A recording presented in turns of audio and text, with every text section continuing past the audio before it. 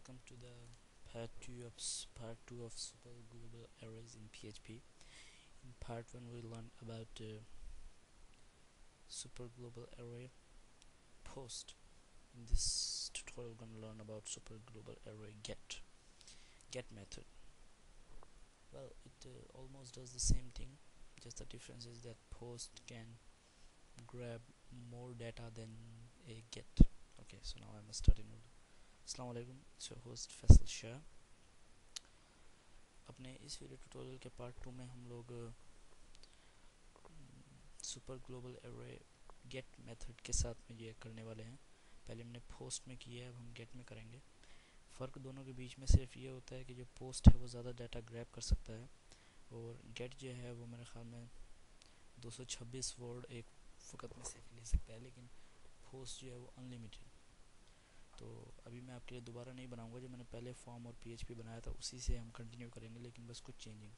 पहले हम अपना इंडेक्स खोलेंगे। ये हमारे फॉर्म का है कोड, जिसके अंदर से हम यहाँ मेथड पोस्ट के बजाय गेट, बिकॉज अभी हम गेट करने वाले हैं, तो will write it get finish. And अब हम ओपन करेंगे अपना testing.php और यहाँ पे देखें ग्लोबल एरे को चेंज, सिर्फ ये छोटा सा काम करना है हमने कि पोस्ट की जगह इसको हमने गेट कर देना है। ये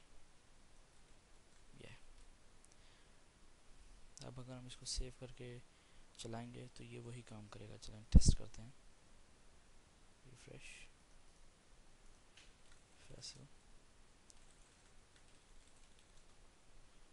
ये देखें काम इसने वही किया, लेकिन एक छोटा सा आपको यहाँ पे फ़र्क नज़र आएगा कि testing.php फाइल के URL के आगे ये एक लाइन बनी, और अगर आप इस लाइन को गौर से पढ़ें तो इसमें उन्होंने लिखा हुआ है name equals to Faisal, mail equals to Faisal games.com, submit equals to submit. और देखें इसने काम एक ही किया। तो इसके लिए कहते हैं, कहा जाता है कि जो पोस्ट होता है वो ज़्यादा पावरफुल नहीं होता इंस्टेड ऑफ गेट जो है वो पावरफुल नहीं होता है इंस्टेड ऑफ पोस्ट। जैसे कि पोस्ट में हमें यहाँ कोई स्ट्रिंग नज़र नहीं आई, जस्ट फाइल नेम और हमारा डाटा प्रोसेस हो गया, जबकि इसमें हमें ये स्ट्रिंग नज़र आ रही है। और ज़्यादातर ये स्ट्रिंग जो है वो सिक्योरिटी पर्पज़ के लिए यूज़ होती है, कि मतलब इसको जो है आसानी से क्रैक किया जा सकता है और आपका डाटा चोरी किया जा सकता है। तो इसलिए अगर आप एक PHP प्रोग्रामर हैं तो आप मोस्ट ऑफ द टाइम जो है वो पोस्ट यूज़ करेंगे, लेकिन कुछ टाइम, कुछ जगह, कुछ वक्त ऐसे, कुछ हालात ऐसे होते हैं कि जहाँ आपको गेट करना पड़ता है, लेकिन फिर भी इट्स बेटर कि आप पोस्ट यूज़ करें। और इस लेसन को मैं रिकॉर्ड भी सिर्फ इसीलिए कर रहा हूँ, आपको ये छोटी सी चीज़ दिखाने के लिए कि ये देखें this string name equals to this and देखें। लेकिन ये आप एक बार नोटिस करें कि फंक्शन दोनों का एक ही है, ये फंक्शन दोनों ने एक ही किया है। अब फॉर इंस्टेंस हम यहाँ पे अगर इसको वापस से पोस्ट कर देते हैं, super global array post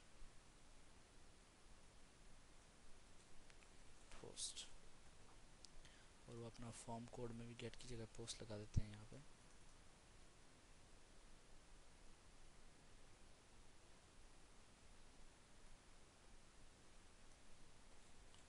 post.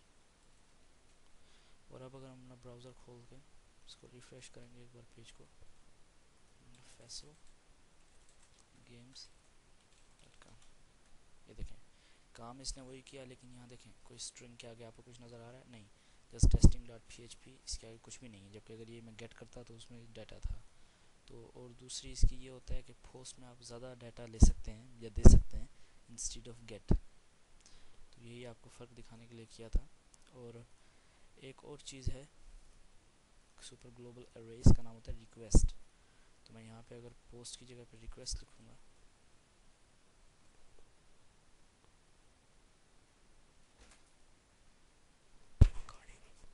Okay, तो अब अगर हम यहाँ पोस्ट को भी रिक्वेस्ट बदल देते हैं, ओके, और अब अगर हम जाके देखते हैं, देखें फैसल games.com इट टेक्स्ट। जबकि अगर आप गौर करेंगे तो यहाँ फॉर्म में पोस्ट है, रिक्वेस्ट है, और अब अगर मैं इसको अगर गेट करता हूँ मेथड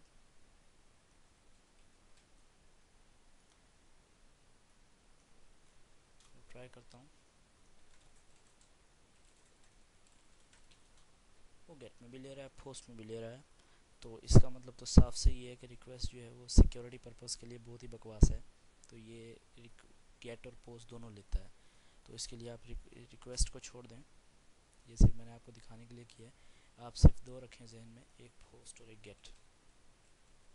तो हम इसको वापस गेट में कर देते हैं।